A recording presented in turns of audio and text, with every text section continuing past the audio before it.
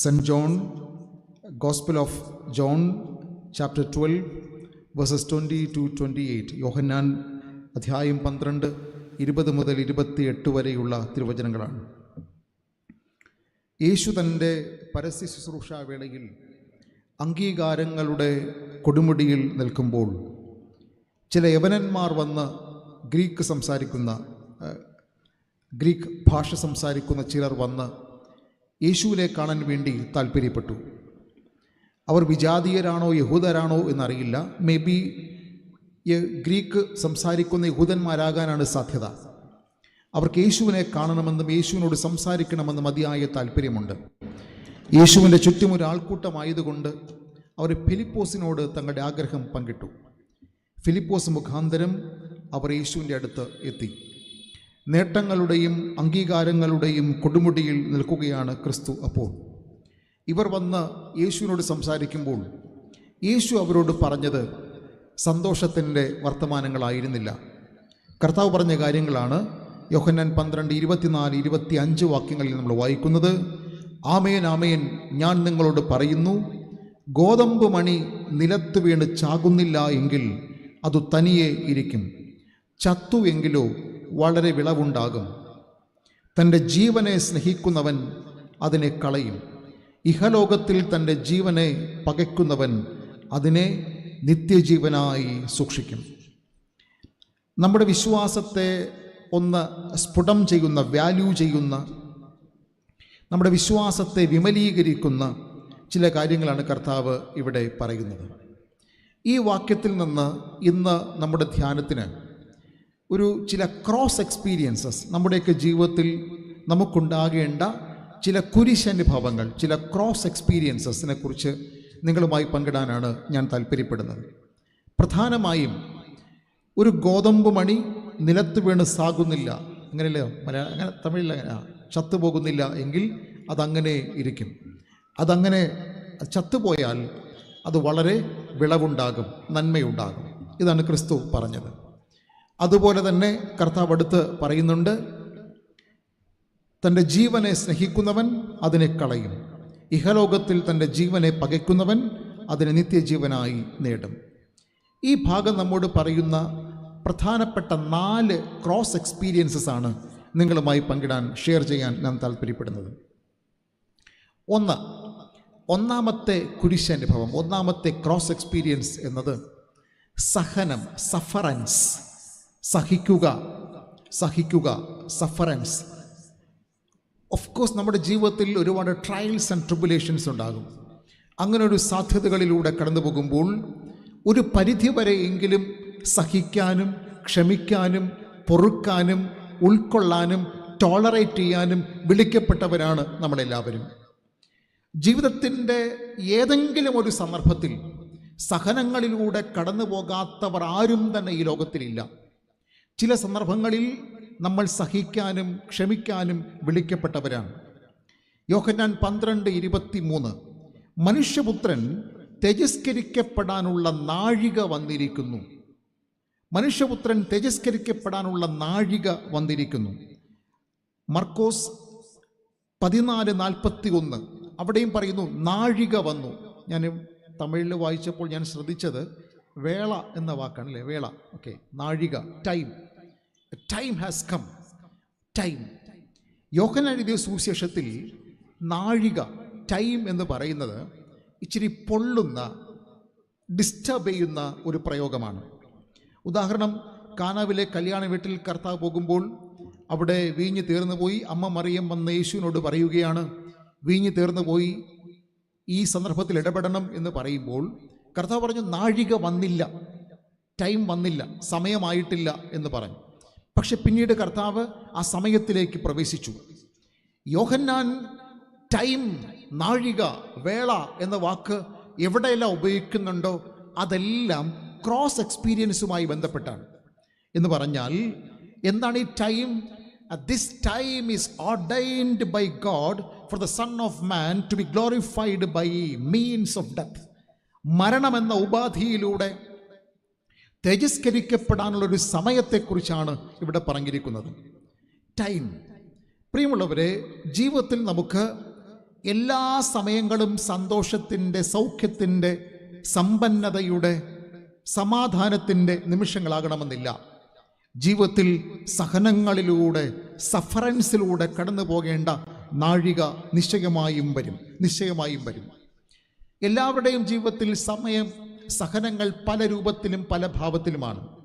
ചിലർക്കെങ്കിലും നിങ്ങളുടെ ഓഫീസിലെ നിങ്ങളുടെ ഉന്നത ഉദ്യോഗസ്ഥർ നമ്മുടെ മേൽ ചുമത്തുന്ന ശകാരങ്ങളോ പീഡകളോ ഒക്കെ ആകാം. ചിലർക്കെങ്കിലും അത് സാമ്പത്തിക ഞെരുക്കങ്ങളാകാം. ചിലർക്ക് ഗാർഹിക പ്രശ്നങ്ങളാകാം, കുടുംബ പ്രശ്നങ്ങളാകാം, വീടിനകത്തുള്ള പ്രശ്നങ്ങളാകാം, ചിലർക്ക് രോഗബന്ധനങ്ങളാകാം. എന്തുമായിക്കൊള്ളട്ടെ, ഒരു മനുഷ്യൻ എന്ന നിലയിൽ നാം കടന്നു പോകുന്ന ഭൗതികവും ആത്മീയവുമായ എല്ലാ സങ്കടങ്ങളുടെയും ആകത്തുകയാണെന്ത്? സഹനം, സഫറൻസ് എന്ന് പറയുന്നത്.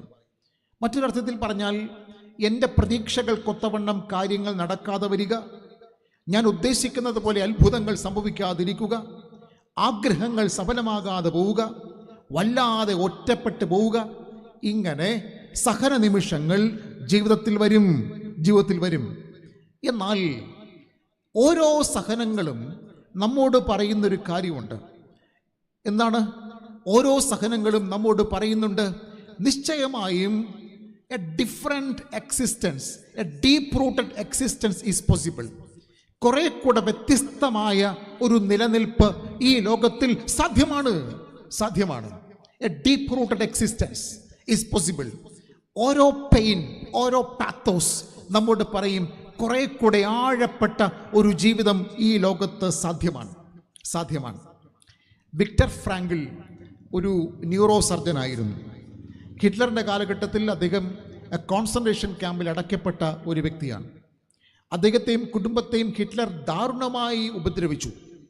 പ്രധാനപ്പെട്ട അദ്ദേഹത്തിൻ്റെ അമ്മായിയമ്മയെ ആദ്യം കൊന്നു, ഭാര്യയെ കൊന്നു, മക്കളിലെ ചിലരെ കൊന്നു. ഇങ്ങനെ പ്രിയപ്പെട്ടവരെല്ലാവരും നഷ്ടപ്പെട്ട് വരുന്നൊരു സാഹചര്യത്തിൽ കോൺസെൻട്രേഷൻ ക്യാമ്പിൽ എപ്പോഴും വേണമെങ്കിലും വിളിക്കുന്ന സമയത്ത് പോയി നിന്ന് കൊടുക്കണം. അവർ പറയുന്നത് പോലെ കൊല്ലും, ഉറപ്പായിട്ടും അത് സംഭവിക്കും. അങ്ങനൊരു സാഹചര്യത്തിൽ, ഭയവിഹ്വലതയിലൂടെ കടന്നു പോകുന്നൊരു സാഹചര്യത്തിൽ, ജീവിതം തന്നെ മടുത്ത് അദ്ദേഹം ഇങ്ങനെ ഇരിക്കുകയാണ്. ആ സമയത്താണ് അവിടെയുള്ളൊരു സോഷ്യൽ വർക്കർ ഷേവ് ചെയ്യാൻ വേണ്ടി ഒരു ഷേവിംഗ് സെറ്റ് കൊണ്ടുവന്ന് കൊടുക്കുന്നു. അതിലെ ബ്ലൈഡ് അദ്ദേഹം കണ്ടു. ആ ബ്ലൈഡ് എടുത്ത് കൈമുറിച്ച് മരിക്കാൻ വേണ്ടി തീരുമാനിക്കുന്നു. അങ്ങനെ ആ ഒരു തീരുമാനത്തോടുകൂടി അദ്ദേഹം ജനാലയുടെ അടുത്ത് പോകുന്നു. ജനാലയുടെ അടുത്ത് പോയി ജനാല തുറന്നു നോക്കിയപ്പോൾ ഇന്നലെ വരെ അദ്ദേഹം നടന്നു വന്നിരുന്ന പാതയോരങ്ങളിൽ നിറയെ പൂക്കൾ. യൂറോപ്പിൽ സീസൺസ് പെട്ടെന്ന് മാറും. അങ്ങനെ ആ പാതയോരങ്ങളിൽ നിറയെ പൂക്കൾ ഇങ്ങനെ വിരിഞ്ഞു നിൽക്കുന്നത് കണ്ടു. ആ സമയത്ത് അദ്ദേഹത്തിൻ്റെ മനസ്സിലൊരു തോന്നലുണ്ടായി, നാളെയും എൻ്റെ ജീവിതത്തിൽ ഇങ്ങനെ പൂത്തുലയുന്ന അനുഭവങ്ങൾ ഉണ്ടായാലോ? നാളെ ഒരു പക്ഷേ എൻ്റെ ജീവിതത്തിൽ പൂത്തുലയുന്ന അനുഭവങ്ങൾ ഉണ്ടായാലോ? ആ ഒരു സ്പാർക്ക് അദ്ദേഹത്തെ മരണത്തിൽ നിന്ന് വലിച്ചഴിച്ചു കൊണ്ടുവരുന്നു. പിന്നത്തേതിൽ അദ്ദേഹം ഒരു പുസ്തകം എഴുതിയപ്പോൾ ആ നിമിഷത്തെക്കുറിച്ച് അദ്ദേഹം എങ്ങനെയാണ് രേഖപ്പെടുത്തിയത്? That was the time of my resurrection. അത് എൻ്റെ ഉത്ഥാന തിരുനാളായിരുന്നു. That was my time of my resurrection എന്നാണ്. അദ്ദേഹം ജീവിതത്തിലേക്ക് തിരിച്ചു വന്നു. അദ്ദേഹം ഒരു പുസ്തകം എഴുതി. ആ പുസ്തകത്തിൻ്റെ പേരാണ് A man's search for meaning എന്ന പുസ്തകം. വിശ്വവിഖ്യാതമായ ഒരു പുസ്തകമാണ്. ആ പുസ്തകത്തിൽ അദ്ദേഹം പറയുന്നുണ്ട്, പൈസ ഇല്ലാതെ ജീവിക്കാം, ആഹാരമില്ലാതെയും ഒരു പരിധിവരെ ജീവിക്കാം, പക്ഷേ വീടില്ലാതെയും ജീവിക്കാം, പക്ഷേ ഒരു അർത്ഥമില്ലാതെ ജീവിക്കുന്നത് എങ്ങനെ? ഒരു മീനിങ് ഇല്ലാതെ ജീവിക്കുന്നത് എങ്ങനെ? അതുകൊണ്ട് ഒന്നും ചെയ്യാനില്ലാതെ നമുക്ക് ജീവിക്കാനാവില്ല എന്നുള്ളതാണ്. ഓരോ പ്രഭാതത്തിലും ഓരോ ഉദ്ദേശത്തോടുകൂടെ എഴുന്നേൽക്കുക, ഇതാണ് പറയുന്നത്. പ്രിയമുള്ളവരെ, ജീവിതത്തിൽ അങ്ങനെ വേദനയുടെയും ഭാരത്തിൻ്റെയും സഹനത്തിൻ്റെയും ജീവിതാനുഭവങ്ങളിലൂടെ കടന്നു പോകുമ്പോൾ നമ്മൾ ഓർക്കണം, സഹന നിമിഷങ്ങൾ A deep rooted existence is possible എന്ന് നമ്മെ പഠിപ്പിക്കുന്ന ഒരു കാര്യമാണ്. അതുകൊണ്ട് നമുക്ക് ഉറപ്പായിട്ടും പറയാം, every pain is A message. എല്ലാ വേദനയും എല്ലാ നൊമ്പരവും ഒരു പാഠമാണ്, നമ്മെ പഠിപ്പിക്കുന്ന ഒരു കാര്യമാണ്. ഡ്രീം സെല്ലർ എന്ന ഒരു മൂവിയുണ്ട്. അതിൽ ഒരു സൈക്കോളജിസ്റ്റ്, അദ്ദേഹം ഇങ്ങനെ ഒരു സന്ദർഭത്തിൽ മനസ്സിൻ്റെ പിടുത്തം പോയിട്ട് ഒരു ബഹുനില കെട്ടിടത്തിൻ്റെ മുകളിൽ പോയി താഴേക്ക് ചാടി മരിക്കാൻ വേണ്ടി ശ്രമിക്കുകയാണ്. അങ്ങനെ മരിക്കാൻ വേണ്ടി തീരുമാനിച്ചിരിക്കുന്ന വേളയിൽ കണ്ടാൽ ഭ്രാന്തനെ പോലെ തോന്നുന്ന ഒരാൾ അവിടെ പ്രത്യക്ഷപ്പെട്ടിട്ട് പറഞ്ഞു, ഹേ. അദ്ദേഹത്തെ കൈയടിച്ച് വിളിച്ചു. കുറേ കിന്നാരങ്ങളും കുറേ വർത്തമാനങ്ങളും ചോദിച്ചു. അതും ഇതും പറഞ്ഞ് മെല്ലെ പിന്തിരിപ്പിച്ച് അദ്ദേഹത്തെ താഴെ കൊണ്ടുവന്നു. ഇദ്ദേഹം വളരെ പ്രസിദ്ധനായതുകൊണ്ട് ഇദ്ദേഹം മരിക്കാൻ പോകുന്ന കാര്യം നാട്ടുകാരറിഞ്ഞു, പത്രക്കാരറിഞ്ഞു. പത്രങ്ങളും പരിവാരങ്ങളുമായിട്ട് അദ്ദേഹത്തിൻ്റെ മുറ്റത്തൊരു വലിയ ജനാവലി കണ്ടു. എല്ലാവരും ചോദിച്ചൊരു ചോദ്യം ഇതാണ്: അനേകരെ മരണത്തിൽ നിന്ന് രക്ഷിച്ച അങ്ങേക്ക് ഇപ്പോൾ എന്ത് പറ്റി? അനേകരെ മരണത്തിൽ നിന്ന് രക്ഷിച്ച അങ്ങേക്ക് ഇപ്പോൾ എന്ത് പറ്റി? അദ്ദേഹം പറഞ്ഞു, മനസ്സിന് താളം തെറ്റി, എനിക്ക് പിടിച്ചു നിൽക്കാൻ കഴിഞ്ഞില്ല, ഒരുപാട് ഞെരുക്കങ്ങൾ, ഒരുപാട് സങ്കടങ്ങൾ, അതുകൊണ്ട് ജീവൻ ഒടുക്കാൻ വേണ്ടി ഞാൻ തീരുമാനിച്ചതാണ് എന്നൊക്കെ പറഞ്ഞ് അവരെല്ലാവരും പറഞ്ഞയിച്ചു. ഒടുവിൽ ഇദ്ദേഹത്തെ പിന്തിരിപ്പിച്ചു കൊണ്ടുവന്ന താടിക്കാരൻ അവിടെ ഉണ്ടായിരുന്നു. അദ്ദേഹം ചോദിച്ചു, നിങ്ങളാരാണ്? എന്നെ ഇങ്ങനെ പിന്തിരിപ്പിച്ചു കൊണ്ടുവന്ന നിങ്ങളാരാണ്? ആ ചോദ്യത്തിന് അയാൾ പറഞ്ഞ മറുപടിയാണ് ആ മൂവിയിലെ ഏറ്റവും മികച്ചൊരു ഡയലോഗ്. അദ്ദേഹം ഇങ്ങനെയാണ് പറഞ്ഞത്: നിങ്ങളുടെ ജീവിതത്തിന് ഒരു ഫുൾ സ്റ്റോപ്പ് ഇടാൻ തീരുമാനിച്ചു, ഞാനതിനെ മായ്ച്ചിട്ട് ഒരു കോമ വരച്ചു. ഓക്കെ, നിങ്ങളുടെ ജീവിതത്തിന് ഒരു ഫുൾ സ്റ്റോപ്പ് ഇടാൻ തീരുമാനിച്ചു, ഞാനതിനെ മായ്ച്ചിട്ട് ഒരു കോമ. ഇനിയും എഴുതൂ, ഇനിയും പോകാനുണ്ട്, ഇനിയും എത്രയോ കാതങ്ങളകലെ പോകാനുണ്ട്. ഈ സഹനങ്ങളും വേദനകളും ഭാരങ്ങളും വരുമ്പോൾ ജീവിതം ഒടുക്കാൻ തീരുമാനിക്കുകയാണോ? നെവർ, ഒരിക്കലും അരുത്. കാര്യം, മനുഷ്യ ജീവിതത്തിൽ ഒരു സന്ദർഭത്തിൽ സഹിക്കാൻ വേണ്ടി ചില നിമിഷങ്ങളുണ്ട്. ബിക്കോസ് അതെന്താണ്? God's ordained time. കർത്താവ് നിയുക്തമായൊരു സമയമാണ്. ഞാനും നിങ്ങളും അതിലൂടെ കടന്നു പോകേണ്ടി വരും. ഈ സഹിക്കുക എന്നുള്ളത് അതുകൊണ്ട് ഒരു കുരിശനുഭവമായി, ഒരു ക്രോസ് എക്സ്പീരിയൻസ് ആയി മാറുന്നു. അങ്ങനെയാണെങ്കിൽ നമ്മൾ എത്ര തന്നെ പ്രസംഗിച്ചാലും, എത്ര തന്നെ വചനം പറഞ്ഞാലും, സഹനത്തെ നിഷേധിക്കുന്ന സുവിശേഷമാണെങ്കിൽ ഞാൻ ആത്മാവിൽ പറയട്ടെ, it is not a gospel at all. അതൊരു സുവിശേഷമല്ല. കർത്താവ് രക്ഷിക്കും, വിടുതൽ നൽകും, സൗഖ്യം നൽകും, എല്ലാം ശരിയാണ്, ഒന്നും നിഷേധിക്കുന്നില്ല. പക്ഷേ ജീവിതത്തിൽ സഹനങ്ങളെ വരത്തില്ല എന്ന് ആരെങ്കിലും പ്രസംഗിച്ചാൽ ഉറപ്പായിട്ടും പറയാം, അത് ക്രിസ്തുവിൻ്റെ സുവിശേഷമല്ല. ഞാൻ പറഞ്ഞതല്ല. നിങ്ങൾ ബെന്നി ഹിന്നെ കുറിച്ച് കേട്ടിട്ടുണ്ടോ? ബെന്നി ഹിൻ കേട്ടിട്ടുണ്ടോ? കേട്ടിട്ടുണ്ടോ? ഇല്ലേ? കേട്ടിട്ടുണ്ട്. ചിലർ കേട്ടിട്ടുണ്ട്. മേ ബി യൂട്യൂബിൽ തപ്പിയാൽ മതി. ഓക്കെ, അദ്ദേഹം ഒരു വേൾഡ് ഫേമസ് കരിസ്മാറ്റിക് ലീഡറാണ്. അദ്ദേഹം ചില വർഷങ്ങൾക്ക് മുംബൈയിൽ വന്നു, ഒരിക്കൽ ബാംഗ്ലൂരിൽ വന്നു. ബാംഗ്ലൂർ വന്നപ്പോൾ ഞാൻ യുണൈറ്റഡ് UTCയിൽ പഠിക്കുന്ന സമയത്താണ്. ആ മുംബൈയിൽ വന്നൊരു സംഭവം ഞാൻ കേട്ടിട്ടുണ്ട്. അന്ന് ഇന്ത്യ കണ്ട ഏറ്റവും വലിയ ക്രൗഡ് അന്ന് അവിടെയാണ് കൂടിയത്. കാര്യം അതൊരു വലിയ പന്തലുണ്ട്, അവിടേക്ക് വീൽ ചെയറിൽ ആൾക്കാർ വരുന്നു, നടന്നു പോകുന്നു, ക്രീഡന്മാർ വരുന്നു, കാഴ്ച പ്രാപിച്ചു പോകുന്നു. അദ്ദേഹം കർച്ചീഫ് എടുത്ത് വലതുവശത്ത് വിശുന്നു, എല്ലാവരും മറിഞ്ഞു വീഴുന്നു. കർച്ചീഫ് എടുത്ത് ഇടതുവശത്ത് വിശുന്നു, ബാക്കി എല്ലാവരും മറിഞ്ഞു വീഴുന്നു. ഓക്കെ, ഇതാണ് ഇത്രയും ഒരു വേൾഡ് ഫേമസ് കരിസ്മാറ്റിക് ലീഡറാണ്. ഞാൻ ആരെയും കുറ്റപ്പെടുത്തുന്നതല്ല. 5 വർഷങ്ങൾക്ക് മുമ്പ് അദ്ദേഹം ഒരു TV ചാനലിന് ഒരു അഭിമുഖം കൊടുത്തു. ആ അഭിമുഖത്തിൽ ഒരു കൺഫെഷൻ അദ്ദേഹം പറയുന്നുണ്ട്. നിങ്ങൾ വീട്ടിൽ ചെന്ന് യൂട്യൂബിൽ കൺഫെഷൻ ഓഫ് ബെന്നി ഹിൻ എന്ന് ടൈപ്പ് ചെയ്താൽ അവിടെ വരും. അതിൽ അദ്ദേഹം പറഞ്ഞിരിക്കുന്ന ഒരു സെന്റൻസ് ഇങ്ങനെയാണ്: I am so sorry to say that prosperity has gone little crazy. I am so sorry. കോടിക്കണക്കിന് ആൾക്കാർ അനുധാവനം ചെയ്യുന്ന, കോടിക്കണക്കിന് ആൾക്കാർ അദ്ദേഹത്തിന്റെ പ്രസംഗം കേൾക്കുന്ന, ലക്ഷം ആൾക്കാർ വരുന്ന ക്രൂസേഡുകൾ നടത്തുന്ന ഒരു മനുഷ്യൻ പറയാണ്, I am so sorry to say that prosperity has gone little crazy. Okay, ഈ സമൃദ്ധിയുടെ സുവിശേഷം ഇച്ചിരി ഭ്രാന്തായി പോയോ എന്നൊരു തോന്നൽ എനിക്കുണ്ട്. I am correcting my own theology. ഞാൻ എൻ്റെ ദൈവശാസ്ത്രത്തെ ഞാൻ തിരുത്തുന്നു. അദ്ദേഹം പറഞ്ഞു, ഞാൻ എൻ്റെ ദൈവശാസ്ത്രത്തെ തിരുത്തുന്നു. സൗഖ്യമുണ്ടോ? ഉണ്ട്. അത്ഭുതമുണ്ടോ? ഉണ്ട്. മിറക്കിളുണ്ടോ? ഉണ്ട്. പക്ഷേ ജീവിതത്തിലെ ഒരു സന്ദർഭത്തിൽ സഹനങ്ങൾ കടന്നു വരും എന്ന് അക്സെപ്റ്റ് ചെയ്യാനുള്ള ഒരു വിശാലത നമുക്കുണ്ടാകണം. അത് ഒരു ക്രോസ് എക്സ്പീരിയൻസ് ആണ്, അത് കുരിശനുഭവമാണ്. അപ്പോൾ ഈ സഹനങ്ങൾ വരുമ്പോൾ നമുക്കതെങ്ങനെ സ്വീകരിക്കാൻ കഴിയും എന്നുള്ളതാണ് പ്രധാനപ്പെട്ട ഒരു കാര്യം. ഇതെങ്ങനെ നമുക്ക് സ്വീകരിക്കാൻ കഴിയും? കർത്താവ് പറഞ്ഞു, മനുഷ്യപുത്രൻ തിരസ്കരിക്കപ്പെടാനുള്ള നാഴിക വരുന്നു, ഒരു ടൈമുണ്ട്. അതെങ്ങനെ? ത്രൂ ഡെത്ത്, മരണമെന്ന കഠിന സത്യത്തിലൂടെ മനുഷ്യപുത്രൻ തിരസ്കരിക്കപ്പെടാനുള്ള ടൈമാണ് വരാൻ പോകുന്നത്. അതെങ്ങനെയാണ്? ഗോതമ്പ് മണി നിലത്ത് വീണ് ചാകുന്നത് പോലെ എഴുന്നേൽക്കും. പക്ഷേ ആ മരണമെന്ന സ്റ്റാർക്ക് റിയാലിറ്റിയിലൂടെ കടന്നു പോകേണ്ടതുണ്ട്. ഇങ്ങനെ വേദന എന്ന കഠിന സത്യത്തിലൂടെ ഞാനും നിങ്ങളും കടന്നു പോകേണ്ടതുണ്ട്. അതിനെ നമുക്ക് എങ്ങനെ അതിജീവിക്കാൻ കഴിയും? ചിപ്പി എന്ന് മലയാളത്തിൽ പറയും. ചിപ്പിയാണോ തമിഴിൽ? ഓക്കെ, ചിപ്പി. മുത്തുച്ചിപ്പി എന്ന് കേട്ടിട്ടുണ്ടോ? ചിപ്പിക്കുള്ളിലൊരു മുത്ത്. എന്താണ് ഈ മുത്തുച്ചിപ്പി? ഈ ചിപ്പിയുടെ ഉള്ളിൽ ഒരു മണൽത്തരി കയറിപ്പോകും. എങ്ങനെയെങ്കിലും ഒരു മണൽത്തരി ചിപ്പിയുടെ ഉള്ളിൽ കയറിപ്പോകും. കിഡ്നി സ്റ്റോണൊക്കെ വന്നവരുണ്ടോ? പുഴു പടയ്ക്കുന്നത് പോലെയാണ് നമ്മൾ പടയ്ക്കുന്നത്. എന്തൊരു വേദനയാണത്. അപ്പോൾ അതുപോലെ ചിപ്പിയുടെ ഉള്ളിലൊരു മണൽത്തരി കയറിപ്പോകുമ്പോൾ ആ ചിപ്പിക്കുള്ളിൽ അത് അസഹനീയമായൊരു വേദന ഉണ്ടാക്കും. അസഹനീയമായ വേദന. Okay, uncontrollable suffering. ആ ചിപ്പിക്കുള്ളിൽ ഒരു അസഹനീയമായൊരു വേദന ഉണ്ടാക്കും. ഈ വേദന മാറ്റാൻ വേണ്ടി ഈ ചിപ്പി ഒരു സ്രവം, ഒരു ജെല്ലി ടൈപ്പ് ലിക്വിഡ് പുറപ്പെടുവിക്കും.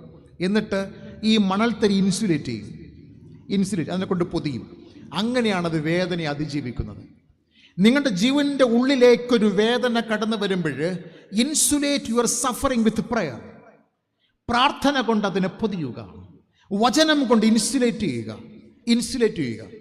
നമ്മുടെ പെയിൻ, നമ്മുടെ വേദന, നമ്മുടെ ഭാരത്തെ, നമ്മുടെ നൊമ്പരത്തെ, നമ്മുടെ സങ്കടങ്ങളെ പ്രാർത്ഥന കൊണ്ടും വചനം കൊണ്ടും ഇൻസുലേറ്റ് ചെയ്യുക. അതപ്പോൾ എന്തായിട്ട് മാറും? ആ വേദന എന്തായിട്ട് മാറും? മുത്തായി മാറും. അതാണ് ഞാൻ പറഞ്ഞത്, every pain is A message. ഓരോ വേദനയ്ക്കും അങ്ങനെ ചില പാഠങ്ങൾ തരാനുണ്ട്. ഓരോ വേദനയും നമ്മോട് പറയും A deep rooted existence is possible. കുറെ കൂടി ആഴപ്പെട്ടൊരു നിലനിൽപ്പ് സാധ്യമാണ്. 2025 സുനിത വില്യംസും ബുച്ച് വിൽമോറും കൂടി അവർ ഇങ്ങനെ ബഹിരാകാശത്തേക്ക് പോയപ്പോൾ അവർ ഉപയോഗിച്ച പേടകം, എന്താ ഇംഗ്ലീഷ് എന്താണ് പേടകം? ഓക്കെ, ആ പേടകത്തിന് ഡ്രാഗൺ എന്നാണ് ആ പേടകത്തിൻ്റെ പേര്. അവർ ഉപയോഗിച്ച ആ വാഹനത്തിൻ്റെ പേരാണ് ഡ്രാഗൺ എന്നാണ് വാഹനത്തിൻ്റെ പേര്.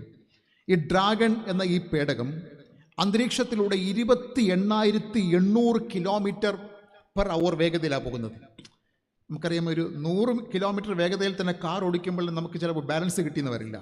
അപ്പോൾ 29,000 km/h വേഗതയിൽ ഈ പേടകം, ഈ വാഹനം ഇങ്ങനെ യാത്ര ചെയ്യുകയാണ്. അതിങ്ങനെ അന്തരീക്ഷത്തിലൂടെ ശരവേഗത്തിൽ ഇങ്ങനെ പോകുമ്പോൾ അത് ഈ അറ്റ്മോസ്ഫിയറുമായി ഉരസി കർഷണം, ഫ്രിക്ഷൻ സംഭവിച്ചിട്ട് ഈ പേടകത്തിൻ്റെ പ്രതലം അങ്ങോട്ട് ചൂടാകാൻ തുടങ്ങും. എത്ര ചൂടാവും എന്നറിയാമോ? 1600 ഡിഗ്രി സെൽഷ്യസ് ചൂടാവും. 100 ഡിഗ്രി സെൽഷ്യസാണ് വെള്ളം തിളയ്ക്കുന്നത്.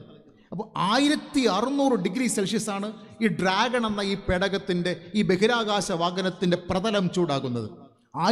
ഒരു തീ ഗോളമാണ് പോകുന്നത്. ഈ അന്തരീക്ഷ വായുവിലൂടെ ഉരസി ശരവേഗത്തിൽ പോകുന്ന ഈ വാഹനത്തിൻ്റെ പ്രതലം, അതിൻ്റെ ആവരണം ചൂടാകുന്നത് 1600 ഡിഗ്രി സെൽഷ്യസ് ആണ്. പക്ഷേ അതിൻ്റെ അകത്തിരിക്കുന്നവരെ അത് ബാധിക്കുന്നില്ല. കാര്യം എന്താണ്? ഒരു തപോ കവചം, ഒരു തെർമൽ കവറിങ് അവരെ ചുറ്റുമുണ്ട്. ഈ പുറത്തുള്ള ചൂട് അകത്തു കയറില്ല. ഞാൻ കുറച്ചുകൂടി ആത്മാവിൽ പറയട്ടെ, നിത്യത, ദൈവരാജ്യം എന്ന ലക്ഷ്യത്തെ മുൻനിർത്തിക്കൊണ്ട് ശരവേഗത്തിൽ പോകുന്ന ഒരു പേടകമാണ് ഞാനും നിങ്ങളും. അവിടെ ഈ അറ്റ്മോസ്ഫിയർ, ഈ പ്രതലവുമായി പാപം, രോഗം, പിശാച്, ജഡം, പ്രലോഭനം, ഇങ്ങനെയുള്ള ലോക ഭൗതിക പ്രശ്നങ്ങളുമായി നമ്മളിങ്ങനെ പോകുമ്പോഴേ നമുക്ക് ഫ്രിക്ഷൻ ഉണ്ട്. ഈ ഫ്രിക്ഷൻ കാരണം നമ്മുടെ പുറം മൊത്തം ചൂടാകും. ചിലപ്പോഴൊക്കെ തീയിൽ നിൽക്കുന്നൊരനുഭവം ഉണ്ടാവും. പക്ഷെ അപ്പോഴും നമ്മുടെ അകം ശാന്തം. കാര്യം എന്താണെന്നറിയാമോ? ഹോളി സ്പിരിറ്റ് എന്നൊരു തപോ കവചം, ഒരു തെർമൽ കവറിങ് നമുക്കുണ്ട്. വചനം എന്നൊരു കവറിങ് നമുക്കുണ്ട്. പ്രയർ എന്നൊരു കവറിങ് നമുക്കുണ്ട്. അതുകൊണ്ട് അകം ശാന്തം. ഹല്ലേലൂയ. ഇതാണ് ഏറ്റവും പ്രധാനപ്പെട്ട ഒരു കാര്യം. അതുകൊണ്ട് ദൈവാശ്രയമെന്ന ഒരു കവചം നമുക്കുള്ളത് കൊണ്ട് നമ്മുടെ പുറത്തുള്ള കാര്യങ്ങൾ നമ്മുടെ അകത്ത് ബാധിക്കുന്നില്ല എന്നുള്ളതാണ് പ്രധാനപ്പെട്ട ഒരു കാര്യം. പ്രിയമുള്ളവരെ, അതുകൊണ്ട് നമ്മുടെ ജീവിതത്തിൽ സഹനങ്ങൾ വരും, സഹനങ്ങളുണ്ടാകും, കഷ്ടതകളുണ്ടാകും, പ്രയാസങ്ങളുണ്ടാകും, ദുഃഖങ്ങളുണ്ടാകും. പക്ഷേ അത് നമ്മളെ തളർത്തില്ല. ഇതൊന്നും വരില്ല എന്ന് പറയുന്നതാണ് ഏറ്റവും അപരാധം, ഏറ്റവും വലിയ തെറ്റ്. അതാണ്, ഇതൊന്നും എൻ്റെ ജീവിതത്തിൽ വരില്ല, കർത്താവിൽ ആശ്രയിക്കുന്നത് കൊണ്ട് എനിക്ക് വേദനയില്ല, ഭാരമില്ല, ദുഃഖമില്ല എന്ന് പറയുന്നതാണ് അപരാധം. കണ്ണുനീര്, ക്രിസ്തു കരഞ്ഞില്ലേ? ക്രിസ്തു നിലവിളിച്ചില്ലേ? നമുക്കറിയാം ഗത്സമനയിലെ പ്രാർത്ഥനയെക്കുറിച്ച് എബ്രായ ലേഖനത്തിൽ പറയുന്നത് ഇങ്ങനെയാണ്: അവൻ ഉറച്ച നിലവിളിയോടും കണ്ണുനീരോടും കൂടെ ദൈവത്തോട് പ്രാർത്ഥിച്ചു. എന്നാണ് കിട്ടിയ മറുപടി? പുത്രൻ എങ്കിലും നീ അനുസരണം അഭ്യസിച്ച് തികഞ്ഞവനാകേണ്ടതിന് ഈ കുരിശ് ചുമക്കണം എന്നായിരുന്നു മറുപടി. നീ പുത്രനെങ്കിലും അനുസരണം അഭ്യസിച്ച് തികഞ്ഞവനാകാൻ ഈ കുരിശിന്റെ അനുഭവത്തിലൂടെ കടന്നു പോകണം എന്നാണ് കർത്താവ് ആ പ്രാർത്ഥനയ്ക്ക് കൊടുത്ത മറുപടി. അതുകൊണ്ട് ചില സമയങ്ങളിലെങ്കിലും നിങ്ങൾ സഹനമേറ്റെടുക്കണം എന്ന് പറയുന്നതാണ് എന്ത്? ദൈവത്തിൻ്റെ മറുപടി. ദൈവത്തിൻ്റെ മറുപടി അത് ഉൾക്കൊള്ളാനും അംഗീകരിക്കാനുമുള്ള ഒരു മനസ്സാണ് ക്രൈസ്തവ പക്വതയുള്ള ഒരു ആത്മീയതയുടെ ലക്ഷണം എന്നുള്ളത് നമ്മൾ ആരും മറന്നു പോകരുത്. അതിനേറ്റവും പ്രധാനപ്പെട്ട ഒരു കാര്യം, നോമ്പ് എന്നാണ് മലയാളത്തിൽ ലെൻറ്റിനെ കുറിച്ച് പറയുന്നത്. നോമ്പ് എന്നൊരു വാക്കാണ് ഉപയോഗിക്കുന്നത്. നോമ്പ് എന്ന് പറഞ്ഞാൽ നോവ് പ്ലസ് അൻപ്. നോവ് വേദന, പെയിൻ. അൻപ് സ്നേഹം, സ്നേഹത്തോടെ നൊന്ത് സ്നേഹിക്കുക, നൊന്ത് സ്നേഹിക്കുക. അതാണ് നോമ്പ്. ചില നോവുകൾ, ചില വേദനകൾ മനഃപൂർവ്വം ഏറ്റെടുക്കുകയും അങ്ങനെ നൊന്ത് നൊന്ത് നൊന്ത് ദൈവത്തെ സ്നേഹിക്കുകയും വേദനയിലൂടെ വേദം പഠിക്കുകയും, വേദം മീൻസ് ജ്ഞാനം, അറിവ്. ജ്ഞാനം, അറിവ്. വേദനയിലൂടെയാണ് നമ്മൾ വേദം, ജ്ഞാനം പഠിക്കുകയും ചെയ്യുന്ന ഒരു അനുഭവമാണെന്ത്? നോമ്പ്, ഈ ലണ്ടൻ സീസൺ എന്ന് പറയുന്നത്. അതുകൊണ്ട് ജീവിതത്തിൽ സഹന നിമിഷങ്ങൾ കടന്നു വരുമ്പോൾ പതറിപ്പോകാതെ നിൽക്കുക, സഹിക്കുക, സഹിക്കുക, സഹിക്കുക എന്നുള്ളത് ഒരു ക്രോസ് എക്സ്പീരിയൻസ് ആണ്. നമ്പർ 2, ഈ ഭാഗം നമുക്ക് നൽകുന്ന രണ്ടാമത്തെ ക്രോസ് എക്സ്പീരിയൻസ് മാറുക, ചേഞ്ച്, ടു ചേഞ്ച്, മാറുക എന്നുള്ളതാണ്. യോഹന്നാൻ 12:24, ഗോതമ്പ് മണി നിലത്ത് വീണ് ചാകുന്നില്ല എങ്കിൽ അത് തനിയെ ഇരിക്കും. Unless a grain of wheat falls into earth and dies, it remains just a single grain. അതങ്ങനെ തന്നെ ഇരിക്കും, മാറ്റം ഉണ്ടാവില്ല. It remains as it is. അത് വീണ് ചാകുന്നില്ല എങ്കിൽ it remains as it is. അതുകൊണ്ട് ഒരു പ്രയോജനമില്ല. പക്ഷേ അത് വീണ് ചത്താൽ, okay, if it dies bears much fruit, അത് അധികം ഫലം കായ്ക്കും എന്നാണ് കർത്താവ് പറഞ്ഞത്. പ്രിയമുള്ളവരെ, ടു റിമൈൻ എന്ന ഈ പ്രയോഗം ഇംഗ്ലീഷ് ബൈബിളിൽ it remain as it is, to remain എന്ന ഈ പ്രയോഗത്തിൻ്റെ അർത്ഥം ഒരു മാറ്റവും ഇല്ലാതെ ഇരിക്കുക എന്നാണ്. ഒരു മാറ്റവും ഇല്ലാതിരിക്കുക, അത് ഭയങ്കര എളുപ്പമാണ്. ഒരു മാറ്റവും ഇല്ലാതെ ഇരിക്കുക എന്ന് പറഞ്ഞാൽ അത് ഏറ്റവും എളുപ്പമുള്ളൊരു കാര്യമാണ്. മാറുക എന്ന് പറഞ്ഞാൽ it is A painful experience. അത് വേദനയുള്ള ഒരു അനുഭവമാണ്. അതൊരു ക്രോസ് എക്സ്പീരിയൻസ് ആണ്. ഓക്കെ, ഒരു മാറ്റമില്ലാതെ തുടരുക, ഞാൻ ആത്മാവിൽ പറയട്ടെ, അത് കടുത്ത അനാത്മീയതയാണ്. ഓക്കെ, അത് സ്പിരിച്വൽ അല്ല. ഒരു മാറ്റമില്ലാതിരിക്കുക. If you are a spiritual being, നമ്മളൊരു ആത്മീക മനുഷ്യനാണെങ്കിൽ നമ്മിൽ മാറ്റം ഉണ്ടായേ പറ്റൂ. മാറണം, നിർബന്ധമായി മാറ്റണം. അങ്ങനെയാണെങ്കിൽ എനിക്കൊരിക്കലും മാറാൻ കഴിയില്ല എന്ന പരിഭവം പറച്ചിലും ഞാൻ മാറില്ല എന്ന അഹന്തയും ഒരുപോലെ സിന്നാണ്, പാപമാണ്. എനിക്കൊരിക്കലും മാറാൻ പറ്റില്ല. ചിലർ പറയാറുണ്ട്, എനിക്ക് മാറാൻ പറ്റില്ല, എനിക്കൊരിക്കലും മാറാൻ പറ്റില്ല, ഞാൻ മാറില്ല. ഇത് രണ്ടും തെറ്റാണ്. എനിക്കൊരിക്കലും മാറാൻ പറ്റില്ല, അത് വിഷാദം, ഡിപ്രഷൻ. എനിക്കൊരിക്കലും മാറാൻ പറ്റില്ല, ഞാൻ മാറില്ല, ഞാൻ മാറില്ല, അത് അഹങ്കാരം, അതഹങ്കാരം. ഇത് രണ്ടും തെറ്റാണ്. ഇത് രണ്ടും പാപമാണ്. ഇത് രണ്ടും തച്ചുടക്കുന്നതാണ് എന്ത്? ക്രോസ് എക്സ്പീരിയൻസ് എന്ന് പറയുന്നത്. ഓക്കെ, ചില പിള്ളേരോട് ചിലർ പറയും, മക്കളെ അപ്പച്ചൻ പറയുന്നൊന്ന് കേൾക്കണേ, ഈ റിലേഷൻ നിനക്ക് നല്ലതല്ല, അതുകൊണ്ട് നീ പിന്മാറണം. ഞാൻ മാറില്ല, ഞാൻ മാറില്ല. Okay, it is a sin. മാറാൻ പറ്റില്ല എന്ന് പറയുന്നത് it is a sin, it is a sin. ചിലരിങ്ങനെ മദ്യാസക്തിയിൽ അഡിക്റ്റാണ്. ചിലർ മൊബൈലിൽ അഡിക്റ്റാണ്, ചിലർ ഇൻ്റർനെറ്റിൽ അഡിക്റ്റാണ്. ഓക്കെ, അഡിക്റ്റാണ്.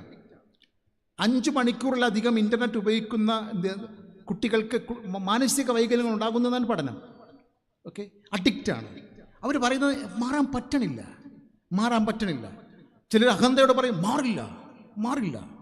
പ്രിയമുള്ളവരെ, ഇത് രണ്ടും ദൈവസന്നിധിയിൽ വില പോകില്ല. നിങ്ങൾ ദൈവസന്നിധിയിലേക്ക് വന്നാൽ മാറ്റമുണ്ടാകും, സുനിശ്ചിതം. മാറിയേ പറ്റൂ. മാറ്റമുണ്ടാകും. അതിനേറ്റവും പ്രധാനപ്പെട്ട ഒരു കാര്യം. അതുകൊണ്ട് ഗോതമ്പ് മണി നിലത്ത് വീണ് ചാകുന്നില്ല എങ്കിൽ തനിയെ ഇരിക്കും. ഇങ്ങനെ തനിയെ ഇരിക്കാനല്ല നമ്മുടെ വിളി. To remain as it is, അതല്ല നമ്മുടെ കോൾ, അതല്ല നമ്മുടെ വിളി. പിന്നെ മാറണം എന്ന താല്പര്യവും മാറ്റമുണ്ടാകും എന്ന പ്രതീക്ഷയുമാണ്, എന്ന ഹോപ്പുമാണ് ക്രിസ്തീയത. അപ്പോൾ ചോദ്യം ഇതാണ്, മാറണമെന്ന് താല്പര്യമുണ്ടോ? എനിക്ക് മാറണമെന്ന് താല്പര്യമുണ്ടോ? കർത്താവ് 38 വർഷം കൊണ്ട് കടവിൽ കിടന്ന ആ മനുഷ്യനോട് പറഞ്ഞു, സൗഖ്യമാകാൻ നിനക്ക് മനസ്സുണ്ടോ? സൗഖ്യമാകാൻ നിനക്ക് മനസ്സുണ്ടോ? കർത്താവ് അതാണ് ചോദിച്ചത്. സൗഖ്യമാകാൻ നിനക്ക് മനസ്സുണ്ടോ എന്ന് പറഞ്ഞാൽ മാറാൻ നിനക്ക് താല്പര്യമുണ്ടോ? നിനക്കിഷ്ടമുണ്ടോ മാറണമെന്ന്? നിങ്ങൾക്ക് മാറണമെന്ന താല്പര്യമുണ്ടെങ്കിൽ നിങ്ങൾ ദൈവത്തിൽ ആശ്രയിച്ചാൽ മാറും. മാറ്റമുണ്ടാകുമെന്ന ഹോപ്പ്, എന്ന പ്രതീക്ഷ ഉണ്ടെങ്കിൽ ഉറപ്പായും മാറും. ഉറപ്പായും മാറും. ഉറപ്പായും മാറും. ഉപയോഗിക്കാതെ കിടന്നാൽ ഇരുമ്പ് തുരുമ്പാകുന്നത് പോലെ ചില ജീവിതങ്ങൾ remaining as it is, as it is. കിണറിനെ കുറിച്ച് മലയാളത്തിലൊരു ചൊല്ലുണ്ട്. ഓക്കെ, കോരുംതോറും ഊറും. പിടുത്തം കിട്ടിയോ? കോരുംതോറും ഊറും. കോരിയില്ലെങ്കിൽ നാറും. മാറിയേ പറ്റൂ. കോരിക്കൊണ്ടിരുന്നാൽ ഊറും. മാറ്റമുണ്ടാകും.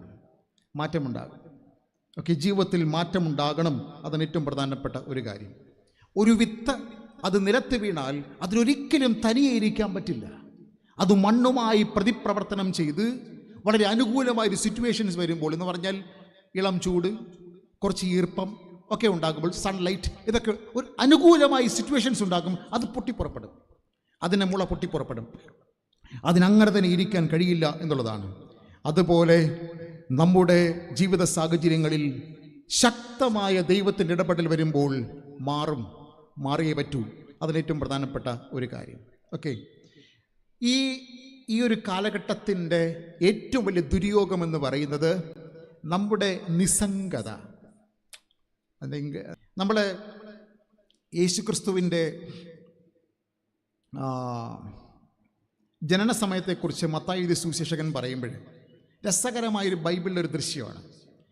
അപ്പോൾ ഇവരിങ്ങനെ വിദ്വാൻമാർ വന്നു, അവർ കൊട്ടാരത്തിൽ വന്ന് ചോദിച്ചു, ഈ യഹൂദന്മാരുടെ രാജാവായി പിറന്നവൻ ഈ കൊട്ടാരത്തിലുണ്ടോ? സിമ്പിൾ ചോദ്യം. യഹൂദന്മാരുടെ രാജാവായി പിറന്നവൻ ഈ കൊട്ടാരത്തിലുണ്ടോ?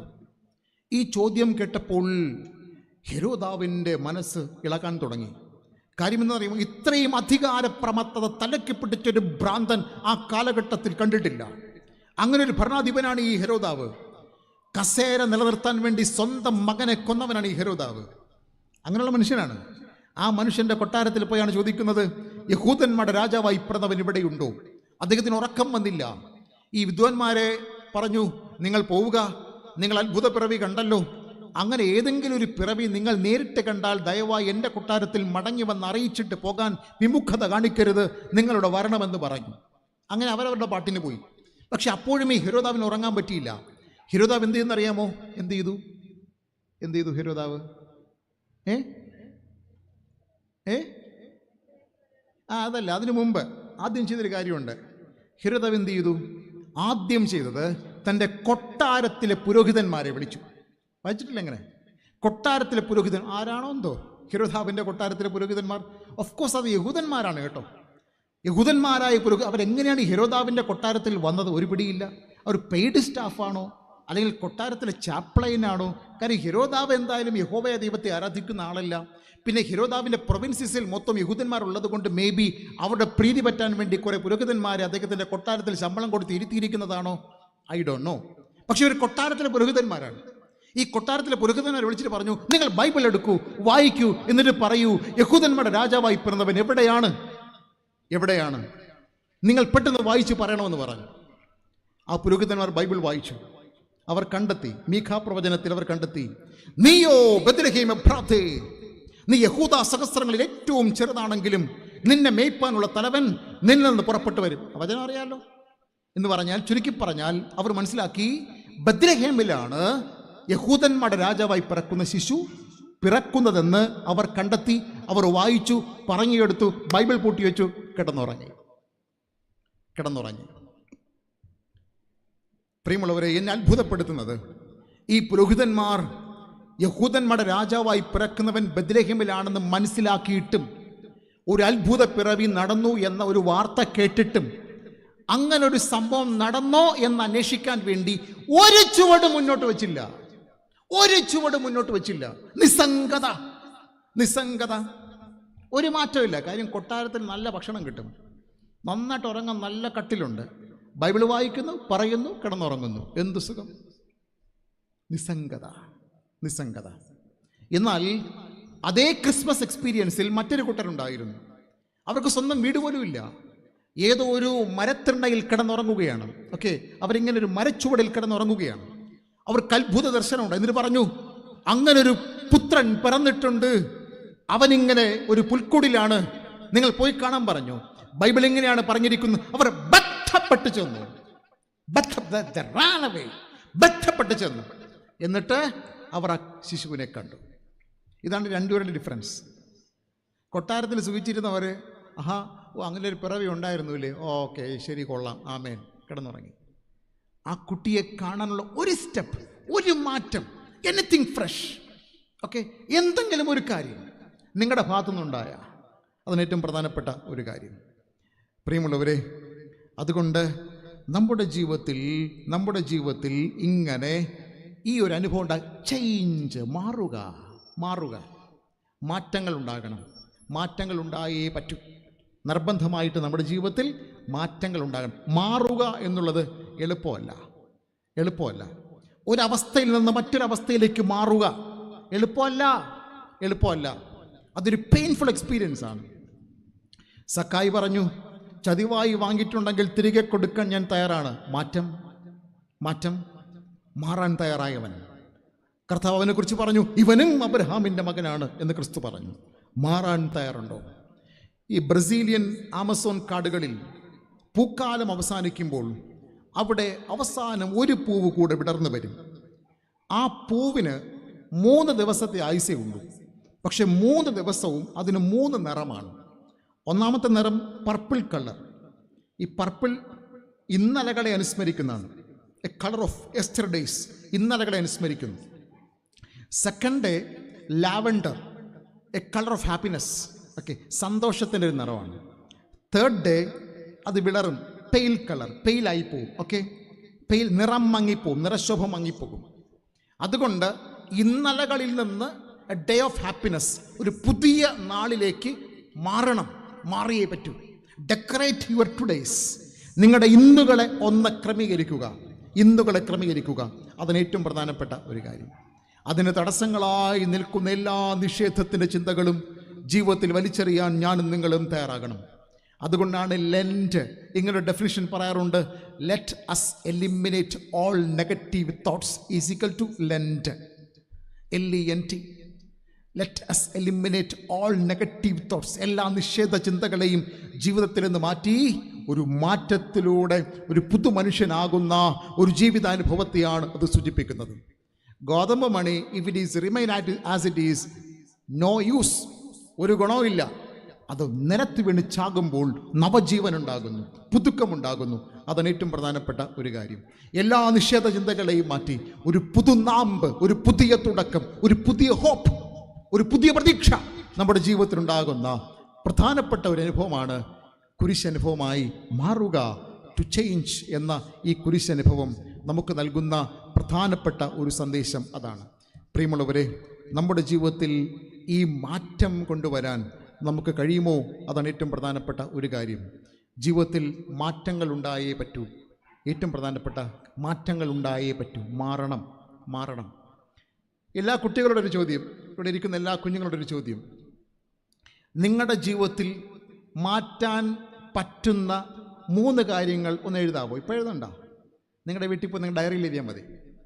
നിങ്ങളുടെ ജീവിതത്തിൽ നിങ്ങൾക്ക് മാറ്റാൻ പറ്റുന്ന, നിങ്ങൾ വിചാരിച്ചാൽ പറ്റും,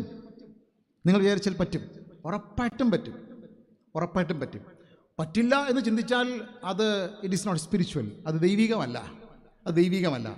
പറ്റും, മാറാൻ പറ്റും എന്ന് ചിന്തിക്കുന്നതാണ് ദൈവികം.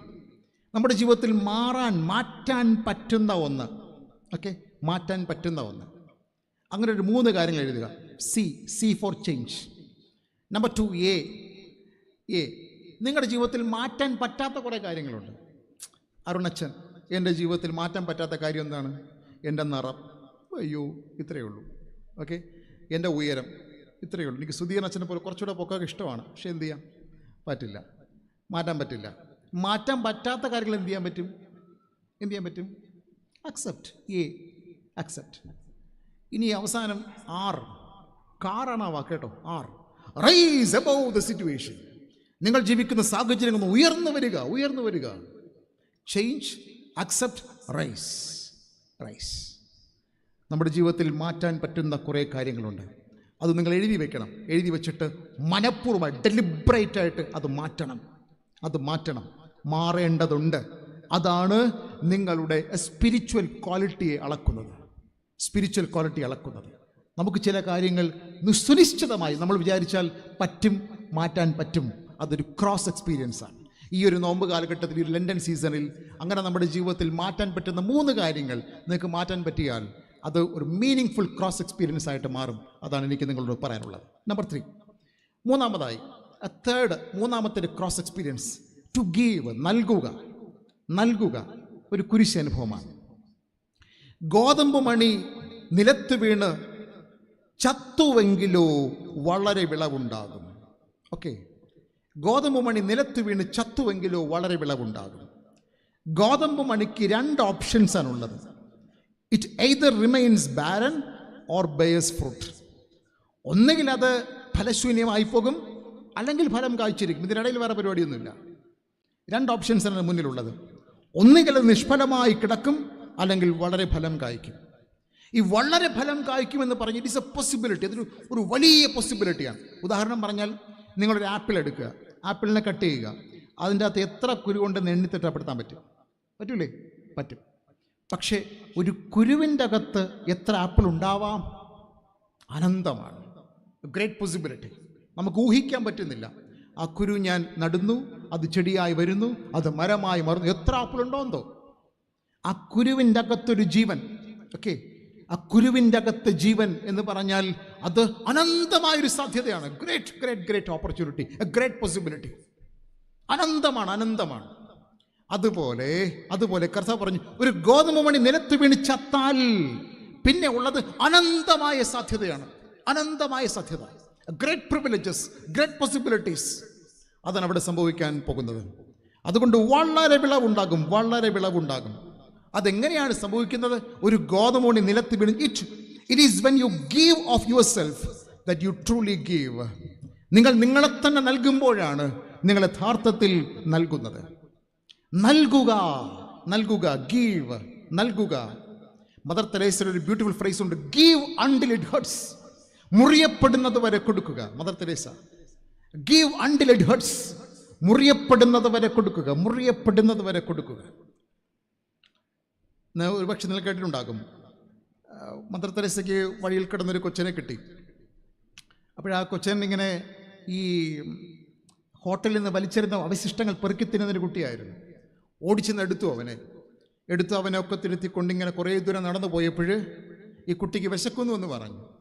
പെട്ടെന്ന് വഴിയിൽ കണ്ട ഒരു പഴക്കച്ചവടക്കാരനോട് ഈ കുട്ടിക്ക് എന്തെങ്കിലും ആഹാരം, ഒരു പഴം തരുമോ എന്ന് ചോദിച്ചു. നീട്ടിപ്പിടിച്ച ആ പരിശുദ്ധ കരങ്ങളിൽ ആ പഴക്കച്ചവടക്കാരൻ കാർക്കിച്ചു തുപ്പി. ആ തുപ്പല് മദർ തെരേസ തന്നെ ഉടുപ്പിൽ തുടച്ചു. എന്നിട്ട് ഇതെനിക്കുള്ളത് ഈ കുട്ടിക്ക് എന്തെങ്കിലും തരൂ. ആ സംഭവകഥ അവിടെ അവസാനിക്കുന്നില്ല. ആ പഴക്കച്ചവടൻ ചാടി എഴുന്നേറ്റു, കരങ്ങൾ കൂപ്പി, എന്നിട്ട് പറയും, എന്നോട് ക്ഷമിക്കണം. പ്രിയമുള്ളവരെ, ഒടുവിൽ പറഞ്ഞു, മദർ തെരേസയുടെ ആശ്രമത്തിന് എപ്പോഴും പഴങ്ങൾ എത്തിച്ചു തന്നൊരു ഡീലറായിട്ട് ഞാൻ മാറാം. Give until it hurts. മുറിയപ്പെടുന്നത് വരെ കൊടുക്കുക. ക്ഷമ കൊടുക്കുക, സ്നേഹം കൊടുക്കുക, നന്മ കൊടുക്കുക, കൃപ കൊടുക്കുക. Give until it hurts. മുറിയപ്പെടുന്നത് വരെ കൊടുക്കുക. ഈ മഹാനൽകലിനെ കുറിച്ച് ബൈബിൾ പറയുന്നുണ്ട്. ദൈവം സ്വന്തം പുത്രനെ നൽകുവാൻ തക്കവണ്ണം God so loved this world. അങ്ങനെയല്ലേ? ഈ ലോകത്തെ സ്നേഹിച്ചു. ദൈവം സ്വന്തം പുത്രനെ നൽകുവാൻ തക്കവണ്ണം ഈ ലോകത്തെ സ്നേഹിച്ചു. അതുകൊണ്ട് എന്ത് സംഭവിച്ചു? ഇങ്ങനെ സ്വന്തം പുത്രനെ നൽകിയത് കൊണ്ട് നിത്യജീവന്റെ സമൃദ്ധി ഉണ്ടായി. നിത്യരക്ഷയുടെ സമൃദ്ധി ഉണ്ടായി. ദൈവം അങ്ങനെ നൽകിയത് കൊണ്ടാണ് നമുക്കതുണ്ടായത്. അതുപോലെ നൽകുക, ബോധപൂർവം സ്നേഹപൂർവം നൽകുക, നേടുക. നൽകാതെ നേടാൻ പറ്റില്ല. നൽകിയാൽ നേടും. നൽകുന്നതേ നേടൂ, നൽകുന്നതേ നേടൂ. അതാണ് ഏറ്റവും പ്രധാനപ്പെട്ട ഒരു കാര്യം. അതുകൊണ്ടൊരു ചോദ്യം ഇവിടെ വളരെ പ്രസക്തമാണ്. Do we have this audacity to give? നൽകാനുള്ള ഒരു ധൈര്യം നിങ്ങൾക്കുണ്ടോ? നൽകാനുള്ള ധൈര്യം നമുക്കുണ്ടോ? നമുക്ക് ചുറ്റും കുറേ പേരുണ്ട്, കുറേ മനുഷ്യന്മാരുണ്ട്. ഓക്കെ, ഈ നമുക്ക് ചുറ്റും കുറേ മനുഷ്യന്മാരുണ്ട്. അവരെന്തിനാണ്? മാമൻ, മാമി, അങ്കിൾ, ആൻറ്റി, വലിയപ്പൻ, കൊച്ചപ്പൻ. ഓക്കെ, ഞാൻ മലയാള ഭാഷയിൽ പറയുകയാണ് കേട്ടോ. ഇങ്ങനെ കുറേ മനുഷ്യന്മാരുണ്ട് നമുക്ക് ചുറ്റും. അപ്പ, അമ്മ, അപ്പച്ചൻ, അമ്മ, കുറേ മനുഷ്യന്മാരുണ്ട്. എന്തിനാണ് ഇതൊക്കെ? എന്തിനാണ് നമുക്ക് ചുറ്റും ഈ ഒരു ബന്ധങ്ങളുടെ വലയം? എന്തിനാണ്? ടു ലവ്, സ്നേഹിക്കാനാണ്, സ്നേഹം കൊടുക്കാനാണ്. ഇനി നമ്മുടെ ചുറ്റും കുറേ ഉപകരണങ്ങളുണ്ട്. മൊബൈൽ ഫോണ്, പിന്നെ വേറെ ലാപ്പ്, ടാബ്, പിന്നെ വാഷിംഗ് മെഷീന്, വേറെ ഫ്രിഡ്ജ്. ഓക്കെ, ഇങ്ങനെ കുറേ കാര്യങ്ങളുണ്ട്. ഈ ഉപകരണങ്ങളൊക്കെ എന്തിനാണ്? ടു യൂസ്, ഉപയോഗിക്കാൻ വേണ്ടിയാണ്. ഈ കാലഘട്ടത്തിൻ്റെ ഏറ്റവും വലിയ ദൗർഭാഗ്യം എന്ന് പറഞ്ഞാൽ തിരിച്ചിട്ട് കളഞ്ഞു. കുറേ മനുഷ്യന്മാരുണ്ട്. എന്തിനാണ്? ഉപയോഗിക്കാൻ. കുറേ ഉപകരണങ്ങളുണ്ട്. മൊബൈൽ ഫോണൊക്കെ ചെറിയ എടുക്കുന്നുണ്ടല്ലേ, ഇങ്ങനെ അതൊക്കെ എടുക്കുന്ന മെല്ലെ ഇങ്ങനെ തലോടി ഒക്കെ. സ്നേഹം ഉപകരണങ്ങളോടാണ് സ്നേഹം. ഓക്കെ, ഉപകരണങ്ങളോടാണ് സ്നേഹം. കൊടുക്കുക, ഈ സ്നേഹം നൽകാൻ, ക്ഷമ നൽകാൻ, കാരുണ്യം നൽകാൻ നമുക്ക് കഴിയുമോ എന്നുള്ളതാണ് ഏറ്റവും പ്രധാനപ്പെട്ട ഒരു കാര്യം. കഴിഞ്ഞ വർഷം ഫ്രാൻസിസ് മാർപ്പാപ്പ ഈസ്റ്ററിൻ്റെ മെസ്സേജ് നൽകിയപ്പോൾ അദ്ദേഹം പറഞ്ഞൊരു സെനൻസ് ഇങ്ങനെയാണ്: അർപ്പണമുള്ളിടത്തെ ഉയർപ്പുള്ളൂ. യേശു കർത്താവ് ഉയർത്തെഴുന്നേറ്റു എന്ന് പറയുമ്പോഴേ അതിൻ്റെ പിന്നിൽ എന്ത് മനസ്സിലാക്കണം? അതിൻ്റെ പിന്നിലെ അർപ്പണം, കൊടുക്കൽ, നൽകൽ മറന്നു പോകരുത്. നൽകിയത് കൊണ്ട് ഉയർത്തു, നൽകുന്നതേ ഉയർക്കൂ. ജീവൻ നൽകി ജീവൻ നേടി. ഓക്കെ, ജീവൻ നൽകി ജീവൻ നേടി. അർപ്പണമുള്ളിടത്തെ ഉയർപ്പുള്ളൂ. ബൈബിളിൽ ഇങ്ങനെ ഒരു വാക്കുണ്ട്: കണ്ണുനീരോടെ വിതച്ചാൽ ആർപ്പോടെ കൊയ്യും. ഓക്കെ, കണ്ണുനീരോടെ വിതച്ചാൽ ആർപ്പോടെ കൊയ്യും. അതാണ് ഏറ്റവും പ്രധാനപ്പെട്ട ഒരു കാര്യം. അതുകൊണ്ട് സ്നേഹത്തോടെ നമുക്ക് നൽകാൻ കഴിയുക, നൽകാൻ നമുക്ക് കഴിയുന്നുണ്ടോ? അതാണ് ഏറ്റവും പ്രധാനപ്പെട്ട ഒരു കാര്യം. ലവ്, സ്നേഹമെന്ന് പറഞ്ഞാൽ it is a spontaneous act. അത് മനുഷ്യന്മാർ ഓർക്കാറില്ല. Love is not noise. ഒരുപാട് കാര്യങ്ങളുടെ കണക്ക് പറയുന്നതല്ല സ്നേഹം. സ്നേഹത്തോടെ കൊടുക്കുക, അത് തീക്ഷ്ണമായി കൊടുക്കുക, അറിവോടെ കൊടുക്കുക, ഡെലിബറേറ്റ് ആയിട്ട് കൊടുക്കുക. അതാണ് ഏറ്റവും പ്രധാനപ്പെട്ട ഒരു കാര്യം. അത് മനുഷ്യന്മാർ ഓർക്കാറില്ല. It is a spontaneous act. നൈസർഗികമായി ചെയ്യുന്ന ഒരു വലിയ അനുഭവമാണ്. പണ്ട് ചില വർഷങ്ങൾക്ക് മുമ്പ് ഒരു മാർപ്പാപ്പയ്ക്ക് ഹൃദ്രോഗം വന്നു. ഹാർട്ട് ഡിസീസ് വന്നു. അപ്പോൾ ഡോക്ടേഴ്സ് പറഞ്ഞു ഹൃദയം മാറ്റിവെക്കൽ ശസ്ത്രക്രിയ ആവശ്യമാണ്. ആ സമയത്ത് ആ വാർത്ത ഈ അരമന രഹസ്യം അങ്ങാടിയിൽ പാട്ടായി.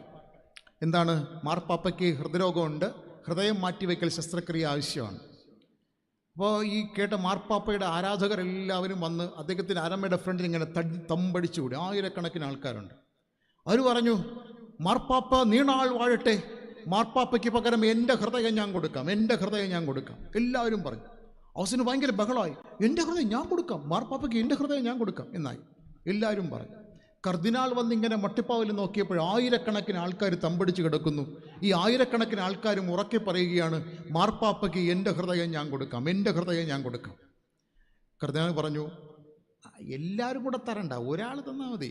ഏതെങ്കിലും ഒരാൾ ഹൃദയം തന്നാൽ ഓക്കെയാണ്, മാർപ്പാപ്പ രക്ഷപ്പെടും. അപ്പോഴും അവരടങ്ങിയില്ല. അവരിങ്ങനെ ബഹളം വെക്കുകയാണ്, എൻ്റെ ഹൃദയം ഞാൻ കൊടുക്കാം. ഒരു രക്ഷയില്ല, ഈ ജനത്തെ അടക്കാൻ പറ്റുന്നില്ല. കർദിനാൾ പറഞ്ഞു, ഇതാ എൻ്റെ പോക്കറ്റിൽ ഒരു കുഞ്ഞു തൂവലുണ്ട്. ഞാൻ ഈ പ്രാർത്ഥിച്ചിട്ട് ഈ തൂവൽ താഴോട്ടിടും. ഈ തൂവൽ പറന്ന് ആരുടെ ദേഹത്താണോ വന്നിരിക്കുന്നത് അയാളെ ദൈവം തിരഞ്ഞെടുത്തു. അയാളുടെ ഹൃദയം തരണം. ഈ കർദിനാൾ ഇങ്ങനെ മിഴികൾ പൂട്ടി പ്രാർത്ഥിച്ചിട്ട് തൂവലിങ്ങനെ എറിഞ്ഞു. തൂവലിങ്ങനെ പാറി പാറി പാറി പാറി പാറി താഴോട്ട് വന്നു.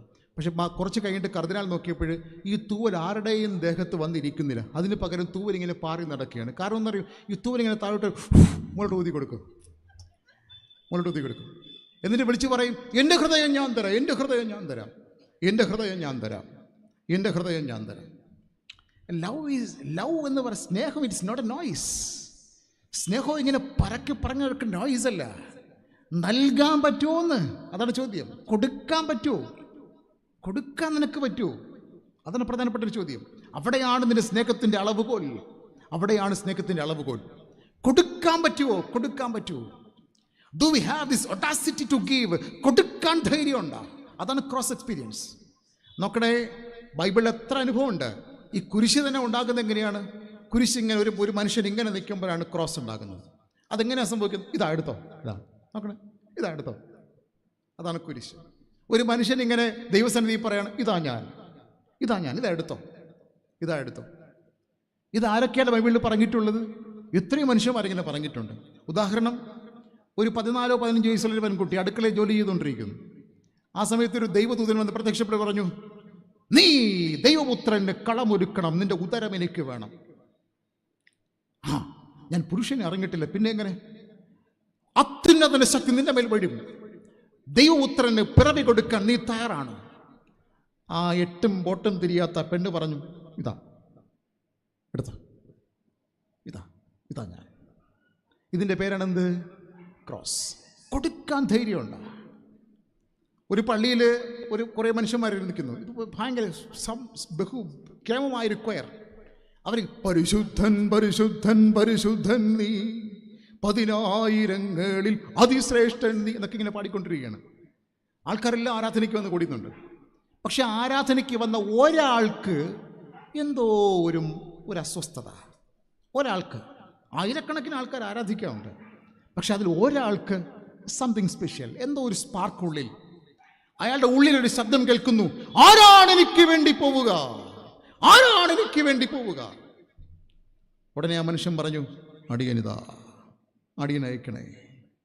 ഞാൻ ആരെക്കുറിച്ചാണ് പറഞ്ഞത്? യെശയ്യാവ്, ഐസയ്യ. അടിയനിതാ, അടിയനയക്കണമേ, അടിയനിതാ, അടിയനയക്കണമേ, അടിയനിതാ, എടുത്തോ. ഗിവ്, നൽകുക, നൽകുക, അതാണ് ഏറ്റവും പ്രധാനപ്പെട്ട ഒരു കാര്യം. പ്രിയമുള്ളവരെ, നൽകാനുള്ളൊരു ധൈര്യം നമുക്കുണ്ടോ? അത് ഈ പണത്തിൻ്റെ കെട്ടിൽ നിന്ന് പുറത്തു വന്നാലേ കൊടുക്കാനുള്ള ധൈര്യം ഉണ്ടാവും. പണത്തിൻ്റെ കെട്ടിൽ നിന്ന് പുറത്തു വരണം. മൈക്കിൾ ആഞ്ചലോയുടെ വിഖ്യാതമായ ഒരു ശില്പമാണ് പിയാത്ത. കേട്ടിട്ടുണ്ടാവും അല്ലേ? പിയാത്ത. ഗൂഗിളിലൊക്കെ നിങ്ങൾ ടൈപ്പ്, നല്ല ചിത്രം, പിയാത്തയുടെ ചിത്രം. എന്താണ് പിയാത്ത? അമ്മ മറിയത്തിൻ്റെ മടിയിൽ പുത്രനായ ക്രിസ്തു ഇങ്ങനെ കിടക്കുന്നതാണ് ആ പിയാത്തയുടെ ദൃശ്യം. മാർബിളിലാണ് അദ്ദേഹം കൊത്തിയുണ്ടാക്കിയത്. അദ്ദേഹത്തിൻ്റെ സ്റ്റുഡിയോയിൽ ഈ പിയാത്ത എന്ന വിശ്വവിഖ്യാതമായ ശില്പത്തിൻ്റെ പണി പൂർത്തിയായി. അതിനെ മൂടിക്കെട്ടി വെച്ചിരിക്കുകയാണ്. പക്ഷേ ഈ സ്റ്റുഡിയോയിൽ നിന്ന് പള്ളിയിലേക്ക് ഈ പിയാത്തയെ കൊണ്ടുപോകണം. അപ്പോൾ അതിന് കുറേ ചുമട്ട് തൊഴിലാളികൾ ആവശ്യമാണ്. മൈക്കിൾ ആഞ്ചലോ കുറേ ചുമട്ട് തൊഴിലാളികളെ വിളിച്ചു. ഇതിനെ മൂടിക്കെട്ടി വെച്ചിരിക്കുകയാണ്. അവർ പറഞ്ഞു, ഈ പിയാത്ത എന്ന ഈ ശില്പത്തെ നിങ്ങൾ എനിക്ക് പള്ളിയിൽ കൊണ്ടുവച്ച് തരണം. ഈ ചുമട്ട് തൊഴിലാളികൾ വന്നിട്ട് ഇവരിങ്ങനെ എടുത്ത് കൊണ്ട് പള്ളിയിൽ കൊണ്ടുവച്ചു. വെച്ചിട്ട് അവസാനം അവർ ചോദിച്ചു, സാർ, ഈ ശില്പം ഒന്ന് കാണാൻ താല്പര്യമുണ്ട്, ഞങ്ങൾക്കൊന്ന് കാണിച്ചു തരാമോ? മൈക്കിൾ ആഞ്ചലോ വിശാലമായൊരു മനസ്സുള്ള ഒരു മനുഷ്യസ്നേഹിയാണ്. അദ്ദേഹം ഈ പിയാത്ത മൂടിയിട്ടിരിക്കുന്ന മൂടുപടം അങ്ങ് വലിച്ചു മാറ്റിയിട്ട് ഈ പിയാത്ത അവർക്ക് കാണിച്ചു കൊടുത്തു.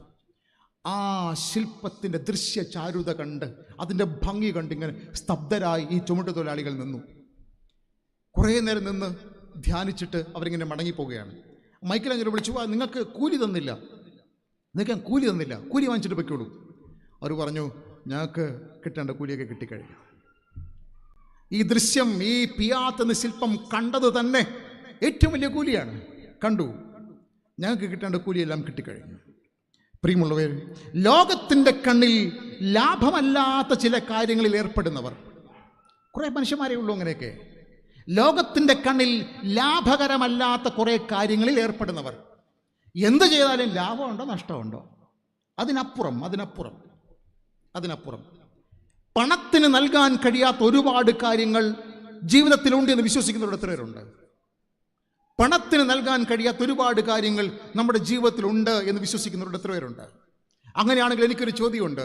നിങ്ങൾ ഇന്ന് ഈ കൺവെൻഷൻ പന്തലിൽ വന്നപ്പോൾ പണത്തിന് നൽകാൻ കഴിയാത്ത എത്ര കാര്യങ്ങൾക്ക് വേണ്ടി നിങ്ങൾ പ്രാർത്ഥിച്ചു?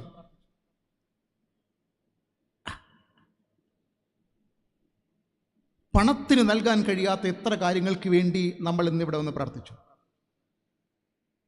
കർത്താവ്, എൻ്റെ കുഞ്ഞിനെ കാനഡയിൽ പോകണം, പണത്തിന് നൽകാൻ പറ്റും. കർത്താവ്, എനിക്ക് നല്ലൊരു പുരയിടം വേണം, പണത്തിന് നൽകാൻ പറ്റും. കർത്താവ്, എൻ്റെ ചെക്കന് നല്ലൊരു പെണ്ണ് വേണം, പണത്തിന് നൽകാൻ പറ്റും. പക്ഷെ പണത്തിന് നൽകാൻ പറ്റാത്ത കുറേ കാര്യങ്ങളുണ്ട്. കർത്താവ്, എനിക്കിന്ന് രാത്രി നന്നായിട്ട് ഉറങ്ങാൻ പറ്റണേ, പണത്തിന് നൽകാൻ പറ്റില്ല. കർത്താവ്, എൻ്റെ കുട്ടിക്ക് നല്ലൊരു പെണ്ണല്ല, നല്ലൊരു ഭാര്യയെ വേണം, പണത്തിന് നൽകാൻ പറ്റില്ല. ഓക്കെ. കർത്താവ്, എൻ്റെ കുട്ടിക്ക് ശുശ്രൂഷ ചെയ്യാൻ പറ്റുന്നൊരു ജോലി വേണം, പണത്തിന് നൽകാൻ പറ്റില്ലെന്ന്. പണത്തിന് നൽകാൻ കഴിയാത്ത എത്ര കാര്യങ്ങൾക്ക് വേണ്ടി നമ്മൾ പ്രാർത്ഥിച്ചു എന്നുള്ളതാണ്. അതുകൊണ്ട്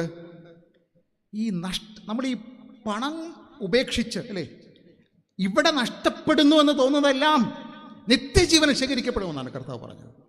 അങ്ങനെ ഇവിടെ പഠിപ്പിക്കുന്നത്. അതുകൊണ്ട് നൽകാൻ നമുക്ക് മനസ്സുണ്ടോ? നൽകുന്നത് ഒരു കുരിശ് അനുഭവമാണ്, ഒരു ക്രോസ് എക്സ്പീരിയൻസ് ആണ്. അത് നമ്മുടെ ജീവിതത്തിൽ ഏറ്റെടുക്കാൻ നമുക്ക് കഴിയണം എന്നുള്ളതാണ് പ്രധാനപ്പെട്ട ഒരു കാര്യം. നമ്പർ 4, നാലാമത്തെ കുരിശനുഭവം. നാലാമത്തെ കുരിശനുഭവം 3 ഓർമ്മയുണ്ടോ? 3 ഓർമ്മയുണ്ടോ? ഞാൻ മറന്നുപോയി. എന്നെ ഒന്ന് പഠിപ്പിക്കാവോ? ഞാനും മറന്നുപോയി. എന്നാൽ 1 സഹിക്കുക, അല്ലേ, സഹിക്കുക. 2 മാറുക. 3 നൽകുക. 4 നാലാമത്തെ ക്രോസ് എക്സ്പീരിയൻസ് ഉപേക്ഷിക്കുക. Give up. ഉപേക്ഷിക്കുക. ഉപേക്ഷിക്കുക. തൻ്റെ ജീവനെ സ്നേഹിക്കുന്നവൻ അതിനെ കളയും. ഇഹലോകത്തിൽ തൻ്റെ ജീവനെ പകയ്ക്കുന്നവൻ അതിനെ നിത്യജീവനായി സൂക്ഷിക്കും. എന്തോന്നാണോ കർത്താവ് പറയുന്നത്? ഒരു പിടുത്തവും കിട്ടുന്നില്ല. യേശു പറയാണ്, തൻ്റെ ജീവനെ സ്നേഹിക്കുന്നവൻ അതിനെ കളയും, തൻ്റെ ജീവനെ പകയ്ക്കുന്നവൻ അതിനെ നിത്യജീവനായി സൂക്ഷിക്കും. ഓക്കെ, നിത്യജീവനായി സൂക്ഷിക്കും. അത് വേദപുസ്തകത്തിൻ്റെ മൂലഭാഷയിൽ ഗ്രീക്കിൽ ഇങ്ങനെ 2 പദങ്ങൾ ഉപയോഗിക്കുന്നുണ്ട്.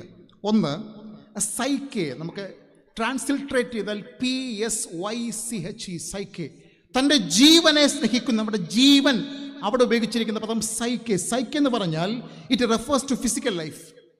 ഫിസിക്കൽ ലൈഫ്, ഭൗതികമായ പല തലങ്ങൾ ഉപയോഗിക്കുന്നുണ്ട് സൈക്കെ എന്ന ഗ്രീക്ക് പദത്തിൻ്റെ അർത്ഥം. ഓക്കെ, തൻ്റെ ജീവനെ പകയ്ക്കുന്നവൻ, ഫിസിക്കൽ ലൈഫിൽ നന്മയായി തോന്നുന്ന ചിലതിനെ പകയ്ക്കുന്നവൻ, ഉപേക്ഷിക്കുന്നവൻ. ഉപേക്ഷിക്കുന്നവൻ, തൻ്റെ ജീവനെ പകയ്ക്കുന്നവൻ. ഓക്കെ, അതിനെ നിത്യജീവനായി സൂക്ഷിക്കും. നിത്യജീവൻ എന്ന വാക്കിന് ഉപയോഗിച്ചിരിക്കുന്ന പദം സോയെ. സോയെ എന്ന പദത്തിൻ്റെ അർത്ഥം life you receive from above. നീ ഉയരത്തിൽ നിന്ന് സ്വീകരിക്കുന്ന ഒരു ജീവിതം. അങ്ങനെയാണെങ്കിൽ ഈ ലോകത്ത് ഭൗതികമായ ചില കാര്യങ്ങൾ ഉപേക്ഷിക്കാൻ തയ്യാറായവർ എന്താണ്? ലൈഫ് ഫ്രം എബവ്, ഉയരത്തിലുള്ള ആ ജീവൻ സ്വായത്തമാക്കും. ഫിസിക്കൽ ലൈഫിൽ ചില നഷ്ടപ്പെടുത്തിയാൽ നിങ്ങൾ ലൈഫ് ഫ്രം എബവ്, ഉയരത്തിലുള്ള ജീവൻ നിങ്ങൾ സ്വായത്തമാക്കും. അങ്ങനെയുള്ളവരെ പിതാവ് മാനിക്കും. വാക്യം 26 നമ്മൾ കാണുന്നുണ്ട്. ചിലത് നഷ്ടപ്പെടുത്തിയാൽ അഥവാ ചിലത് ഉപേക്ഷിച്ചാൽ ഉയരത്തിലുള്ളത് ചിലത് നിങ്ങൾ നേടും. അപ്പം അങ്ങനെയാണെങ്കിൽ ഒരു ചോദ്യമുണ്ട്. നിങ്ങൾ വിശ്വസിക്കുന്ന എൻ്റെ യേശപ്പച്ചന് വേണ്ടി എന്തെങ്കിലും ഒരു കാര്യം ഉപേക്ഷിക്കാൻ പറ്റുമോ? വേണ്ടെന്ന് വയ്ക്കാൻ പറ്റും. എല്ലാവരും ആസ്വദിക്കുന്നു, എനിക്കും വേണം. എല്ലാവരും അത് ചെയ്യുന്നു, ഞാനും ചെയ്യട്ടെ. എല്ലാവരും അങ്ങോട്ട് പോകണം, ഞാനും പോട്ടെ. ഇതാണോ നമ്മുടെ ഒരു ലൈഫ് പ്ലാൻ? അതല്ല. എൻ്റെ യേശുവിന് വേണ്ടി എനിക്കിത് വേണ്ട. ഇത് പറയാനുള്ളൊരു ചങ്കൂറ്റം നമുക്ക് ജീവിതത്തിൻ്റെ ഏതെങ്കിലും സന്ദർഭങ്ങൾ ഉണ്ടായിട്ടുണ്ടോ? ബിക്കോസ് ഓഫ് മൈ ഫെയ്ത്ത്, ഞാൻ വിശ്വസിക്കുന്ന ദൃഢമായ വിശ്വാസത്തെ പ്രതി എനിക്കിത് വേണ്ട. ഒരു കൊട്ടാരത്തിലെ ഊട്ടുപുര, ഡൈനിങ് ഹാൾ, അവിടെ വിശാലമായ ഡൈനിങ് ടേബിൾ.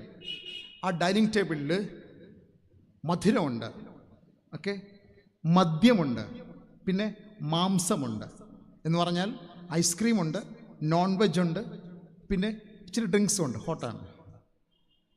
എന്നിട്ട് ആ ചെറുക്കൻ 17-18 വയസ്സായതേ ഉള്ളൂ. ആ ചെക്കനോട് പറഞ്ഞാ, മോനെ ഇഷ്ടമുള്ള നീ എടുത്തോ എന്ന് പറഞ്ഞു. കൗമാരത്തിൻ്റെ മുറ്റിയ ദിശയിൽ പാരൻസ് ആരും കൂടെ ഇല്ല, അതും കൂടെ പറയാം. പാരൻസ് ആരും ഒപ്പമില്ല, ഈ ചെക്കൻ മാത്രമേ ഉള്ളൂ. എന്നിട്ട് പറഞ്ഞു ഇഷ്ടമുള്ള എടുത്തിട വാ. അവൻ പറഞ്ഞു ഇച്ചിരി പച്ചവെള്ളം തരുമോ, എനിക്കത് മതി. ആരാണത്? ഞാൻ ആരെക്കുറിച്ചാണ് പറഞ്ഞത്? ഡാനിയേൽ.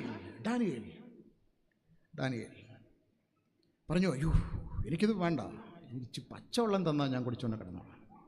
വാ, ഇതിൻ്റെ പേരാണ് ക്രോസ്.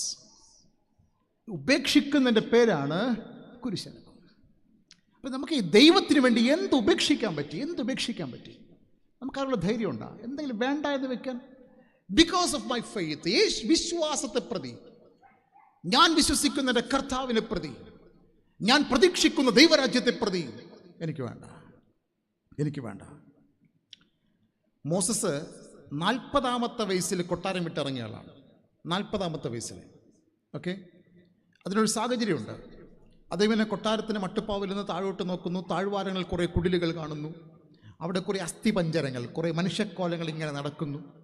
അതാരാണെന്ന് അന്വേഷിച്ചപ്പോൾ മനസ്സിലായി ഇത് എൻ്റെ ബ്ലഡാണെന്ന് മനസ്സിലായി, എൻ്റെ ചോര, എൻ്റെ ആൾക്കാരാണെന്ന് മനസ്സിലായി. അപ്പോൾ എൻ്റെ ആൾക്കാർ ഇങ്ങനെ കഷ്ടപ്പെടുന്ന സമയത്ത് ഞാൻ കൊട്ടാരത്തിലിരിക്കുന്നത് ശരിയില്ലാന്ന് അദ്ദേഹം മനസ്സിലാക്കി. അങ്ങനെ കൊട്ടാരം വിട്ട് ഇറങ്ങിപ്പോയി. ആൾക്കാരെടുത്ത് പോയി. അവിടെ പ്രശ്നമുണ്ടായി, ഒരാളെ കൊല്ലേണ്ടി വന്നു, അവിടെ നിന്ന് ഓടി. ഇതാണ് മോസസിൻ്റെ ചരിത്രം. പക്ഷേ ഈ ഒരു ഇറങ്ങിപ്പോക്കുണ്ടല്ലോ, കൊട്ടാരം വിട്ട് അധികം പടിയടച്ച് പിണ്ടം വെച്ച് ഇങ്ങനെ കൊട്ടാരം വിട്ട് ഇറങ്ങിപ്പോക്കുന്നൊരു പോക്കുണ്ട്. ആ പോക്കിനെ കുറിച്ച് എബ്രായ ലേഖനത്തിൽ ഇങ്ങനെയാണ് പറയുന്നത്: മോശ മിസ്രയീമിലെ നിക്ഷേപങ്ങളെക്കാൾ ക്രിസ്തുവിൻ്റെ നിന്ന വലിയ ധനമെന്നെണ്ണി. മിസ്രയീമിലെ നിക്ഷേപങ്ങളെക്കാൾ എന്ന് പറഞ്ഞാൽ ഈജിപ്തിലെ ട്രഷേഴ്സ്, ആ കൊട്ടാരത്തിലെ ട്രഷേഴ്സിനേക്കാൾ ക്രിസ്തുവിൻ്റെ നിന്ന വലിയ ധനമെന്നെണ്ണി. അതുകൊണ്ട് മോശ കൊട്ടാരം വിട്ട് ഇറങ്ങിപ്പോയി. വേണ്ട എന്ന് വെച്ചു. മിഷേൽ എന്നൊരു സൈക്കോളജിസ്റ്റ് ഉണ്ടായിരുന്നു. അവരൊരു ടീച്ചർ കൂടെയാണ്. ഒരു ദിവസം അദ്ദേഹം അവരെ ഒരു ചെറിയ പ്രായത്തിലുള്ള കുട്ടികളെ പഠിപ്പിക്കുന്നൊരു ക്ലാസ്സിൽ ഒരു കൗതുകത്തിന് വേണ്ടി ഒരു കാര്യം ചെയ്തു. ഈ കുട്ടികൾക്ക് എല്ലാവർക്കും ഇഷ്ടപ്പെട്ട ഒരു ബ്രാൻഡഡ് ചോക്ലേറ്റ് ഉണ്ടായിരുന്നു. ഇവർ ആ കുട്ടികൾക്ക് കുറേ ചോക്ലേറ്റ് വാങ്ങിയിട്ട് വന്നു. എന്നിട്ട് എല്ലാ കുട്ടികളുടെയും കയ്യിൽ കൊടുത്തു, ഓരോന്ന് കൊടുത്തു. എല്ലാ കുട്ടികളുടെ കയ്യിൽ ഓരോ ചോക്ലേറ്റ് കൊടുത്തിട്ട് പറഞ്ഞു, ഞാൻ അരമണിക്കൂർ കഴിഞ്ഞിട്ട് വരുമ്പോൾ ഈ കയ്യിലിരിക്കുന്ന ചോക്ലേറ്റ് അത് പൊട്ടിച്ച് കഴിക്കാത്തവർക്ക് ഞാൻ ഒരു ചോക്ലേറ്റ് കൂടെ കൊടുക്കും. ഓക്കെ, എല്ലാ കുട്ടികളുടെ കയ്യിൽ ഒരു ചോക്ലേറ്റ് കൊടുത്തു. എന്നിട്ട് പറഞ്ഞു, ഈ കയ്യിലിരിക്കുന്ന ചോക്ലേറ്റ് ഞാൻ അരമണിക്കൂർ കഴിഞ്ഞ് വരുമ്പോൾ ഈ കയ്യിലിരിക്കുന്ന ചോക്ലേറ്റ് കഴിക്കാതെ കയ്യിൽ വെച്ചിരിക്കുന്ന കുട്ടിക്ക് ഒരു ചോക്ലേറ്റ് കൂടെ ഞാൻ നൽകും, ഡബിൾ ചെയ്യും. ഓക്കെ, ഒരു ചോക്ലേറ്റ് കൂടെ നൽകും.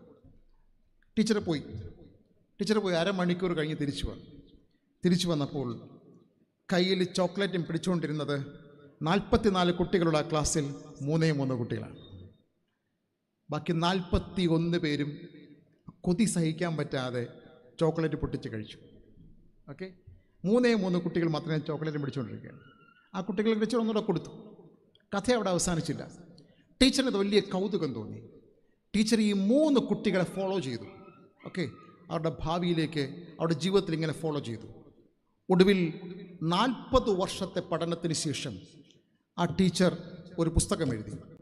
ആ പുസ്തകത്തിൻ്റെ പേര് ഡിലേയിങ് ഓഫ് ഗ്രാറ്റിഫിക്കേഷൻ എന്നാണ്. ഡിലേയിങ് ഓഫ് ഗ്രാറ്റിഫിക്കേഷൻ എന്ന് പറഞ്ഞാൽ നമുക്ക് നമ്മുടെ ആ സന്തോഷം, നമ്മുടെ സംതൃപ്തി ഒന്ന് ഡിലേ ചെയ്യിപ്പിക്കുക. ആ പുസ്തകത്തിൽ ഈ 3 ചോക്ലേറ്റും കഴിക്കാതെ പിടിച്ചുകൊണ്ടിരുന്ന കുട്ടികളെക്കുറിച്ചുള്ള പഠനമാണ്. ഈ കുട്ടികൾക്ക് മറ്റു കുട്ടികളെക്കാൾ കുറേ കൂടെ ഡിസിപ്ലിൻഡ് ആയിരുന്നു. ഈ കുട്ടികൾ മറ്റു കുട്ടികളെക്കാൾ കുറേ കൂടെ ലക്ഷ്യബോധമുള്ളവരായിരുന്നു. ഈ കുട്ടികൾ മറ്റു കുട്ടികളെക്കാൾ കുറേ കൂടെ സഹനമുള്ളവരായിരുന്നു.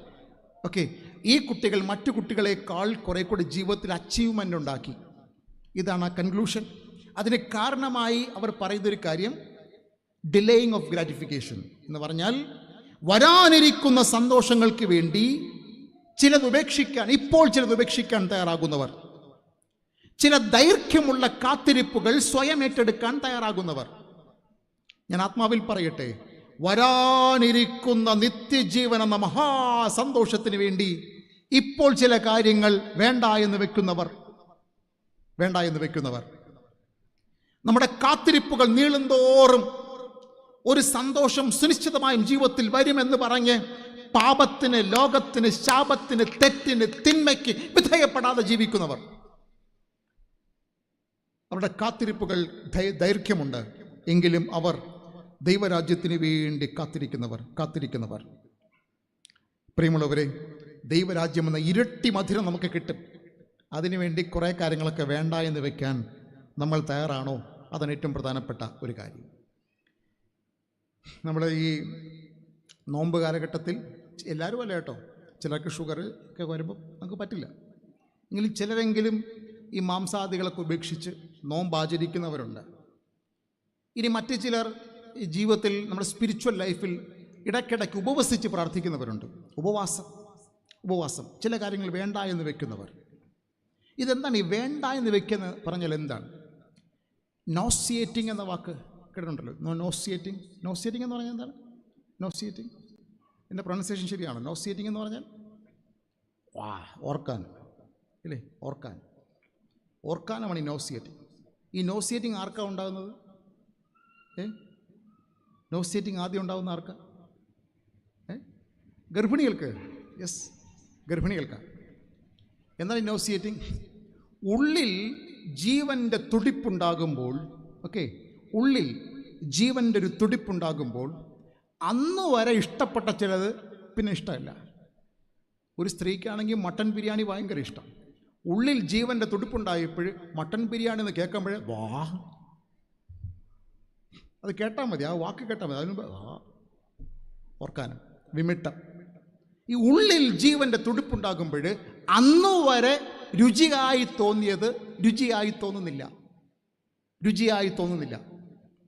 ഓക്കെ, പരിശുദ്ധാത്മാവിൽ പറയട്ടെ, നമ്മുടെ ഉള്ളിൽ ആത്മീക ജീവൻ ഉണ്ടാകുമ്പോൾ അന്നുവരെ രുചിയായി തോന്നിയത്, ഇഷ്ടമായി തോന്നിയത് പിന്നെ ഇഷ്ടപ്പെടുന്നില്ല.